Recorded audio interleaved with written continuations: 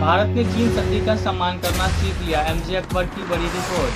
पूर्व विदेश राज्य मंत्री एमजे अकबर ने कहा है कि कोई भी देश अस्थायी दुश्मन नहीं होता, लेकिन पाकिस्तान ने आतंकवाद के माध्यम से भारत को अपना अस्थायी दुश्मन बना दिया है। नए माहौल में चीन से भारत के संबंध में सुधार का उल्लेख करते हुए कहा है कि दोनों के बीच सशस्त्र दुश्मनी का कोई प्रकोप नहीं हुआ है और न दोनों देशों ने उस संधि का सम्मान करना सीख लिया है जिसे उन्होंने हस्तक्षेप किया है। अकबर ने गुरुवार को कहा है कि भारत के चीन के साथ संबंध उतार चढ़ाव से भी भरे रहे हैं। कभी कभार भी की झड़पों के अलावा दोनों देशों ने 1988 के संधि का उल्लंघन नहीं किया है। लगभग 40 वर्षों से सीमा पर एक भी गोली नहीं चली है।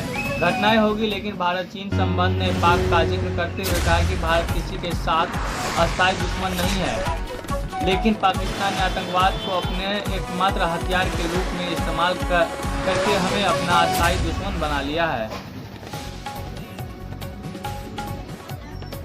भारत चीन ने संधि का सम्मान करना सीख लिया, एमजे अकबर की बड़ी रिपोर्ट। पूर्व विदेश मंत्री ने कहा है कि दोनों देशों में सशस्त्र दुश्मनी का प्रकोप नहीं।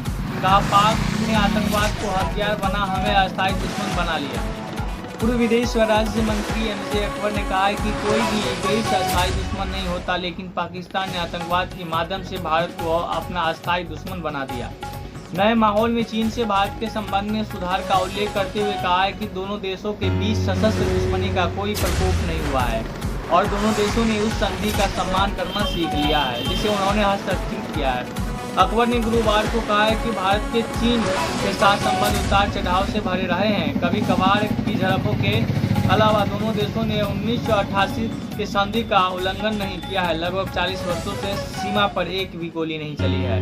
घटनाएं होगी, लेकिन भारत चीन संबंध एक अद्वितीय गैर समाधान के चारों ओर संरक्षित है। सीमा विवाद के एक तरफ रखते हुए दोनों देशों पर्यटन को पुनर्जीवित करने के बारे में बात कर रहे हैं। अकबर ने पाक का जिक्र करते हुए भारत किसी के साथ अस्थायी दुश्मन नहीं है, लेकिन पाकिस्तान ने आतंकवाद के अपने एकमात्र हथियार के रूप में इस्तेमाल करके हमें अपना अस्थायी दुश्मन बना दिया है। उन्होंने कहा कि डोनाल्ड ट्रंप का पाकिस्तान प्रेरित पक्षपात भारत और अमेरिका के बीच द्विपक्षीय संबंधों को नुकसान पहुंचा रहा है।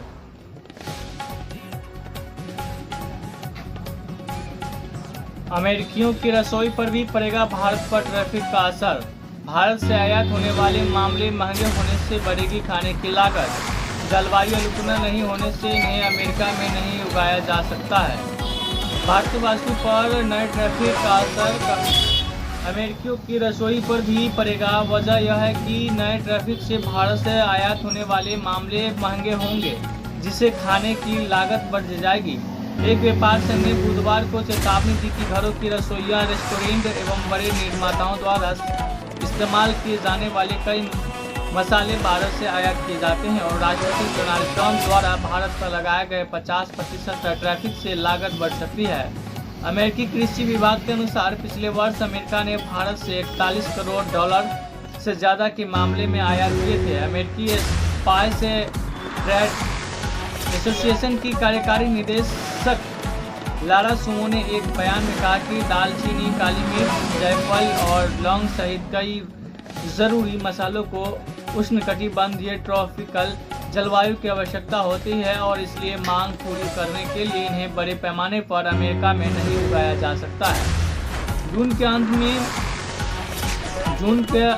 में मैकमेक्रिक के अधिकारियों ने चेतावनी दी थी कि ट्रंप की ट्रैफिक नीति से मसाला कंपनी को सालाना $9 करोड़ का नुकसान हो सकता है।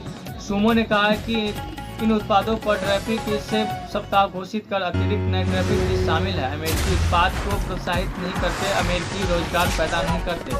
इसके बजाय अमेरिकी खाद्य निर्माताओं, रेस्टोरेंट और अनंत अमेरिकी उपभोक्ताओं पर अनुचित वित्तीय बोझ डालते हैं। बने रहे खबर MSP न्यूज़ 24 के साथ। आज के बुलेटिन समाप्त। ट्रंप के ट्रैफिक से निपटेंगे मोदी, ब्राजील राष्ट्रपति ने की बात। अमेरिकी राष्ट्रपति डोनाल्ड ट्रंप की तरफ से दुनिया भर में लगाए जा रहे ट्रैफिक से निपटने के लिए प्रधानमंत्री नरेंद्र मोदी ने गुरुवार को ब्राजील के राष्ट्रपति लूला डी सिल्वा से फोन पर बात की। PMO की तरफ से दी गई जानकारी के मुताबिक ब्राजील राष्ट्रपति ने कहा कि वह ब्रिक्स समूह के अगले इस मुद्दे पर चर्चा करेंगे। मोदी के कार्यालय के मुताबिक दोनों नेताओं ने पारस्परिक क्षेत्रीय और वैश्विक मुद्दों पर ट्रंप के ट्रैफिक दर बढ़ाने के बाद भारत ने वैश्विक साझेदारी को संतुलित करने के लिए संज्ञान दिए हैं। डोनाल्ड ट्रंप ने भारतीय सामानों पर बुधवार को 25% अतिरिक्त शुल्क लगाने की घोषणा की थी, जिसके चलते कुल ट्रैफिक 50% जा पहुंचे है, जो अमेरिका के किसी भी व्यापारिक साझेदार पर लगाए गए ट्रैफिक में ब्राजील की तरह सबसे ज्यादा है। गाजा युद्ध के विस्तार पर सुरक्षा बैठक बुलाएंगे बेंजामिन नेतन्याहू। लगभग 2 साल से चल रहे गाजा युद्ध को लेकर देश विदेश में बढ़ती आलोचनाओं के बीच इस्राएली प्रधानमंत्री बेंजामिन नेतन्याहू वरिष्ठ मंत्रियों के साथ जल्द ही एक महत्वपूर्ण बैठक करने वाले हैं। इसमें सेना द्वारा गाजा में और अधिक क्षेत्र पर नियंत्रण करने की योजनाओं पर चर्चा की जाएगी। गौरतलब है कि इसी सप्ताह नेतन्याहू ने सेना प्रमुख के साथ लगभग 3 घंटे तक बैठक की। इजरायली अधिकारियों के अनुसार यह बैठक बेहद तनावपूर्ण रही, क्योंकि सैन्य प्रमुख ने गाजा अभियान के विस्तार का जबरदस्त विरोध किया।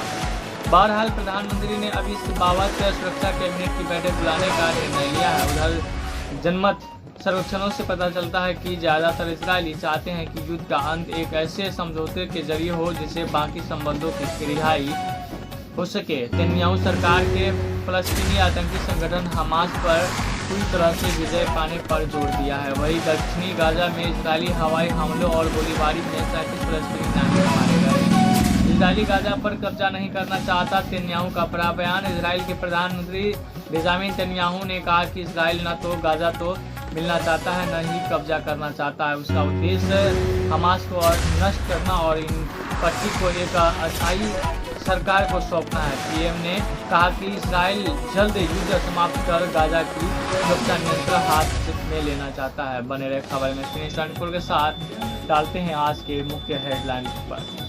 अब चंद्रमा पर परमाणु रिएक्टर बनाने की तैयारी कर रहा अमेरिका। वाशिंगटन NII अमेरिका चंद्रमा पर परमाणु रिएक्टर बनाने की तैयारी कर रहा है। नासा के अंतरिम प्रशासनिक सीन रफी ने कहा है कि 2030 तक चंद्रमा की सतह पर परमाणु रिएक्टर स्थापित करने की योजना है। उन्होंने कहा है कि हम चीन के साथ चंद्रमा की दौर में हैं। चंद्रमा पर बेस बनाने के लिए हमें ऊर्जा की आवश्यकता है, इसलिए हम अगले 5 वर्षों में चंद्रमा पर 100 किलोवाट का परमाणु रिएक्टर स्थापित करना चाहते हैं। रफी ने कहा चंद्रमा का ऐसा हिस्सा है जिस पर अमेरिका और चीन दोनों की उस पर नजर है। वर्क ओरिएंटेड सूर्य प्रकाश चंद्रमा का ऐसा हिस्सा है जिस पर अमेरिका। बने रहे खबर एमएस24 के साथ बताते हैं अगला अपडेट एमएस24 से। आज की बुलेटिन समाप्त। बिहार में गिफ्ट स्पीकर के खाते में आई 1.13 लाख करोड़ खाता फ्रीज।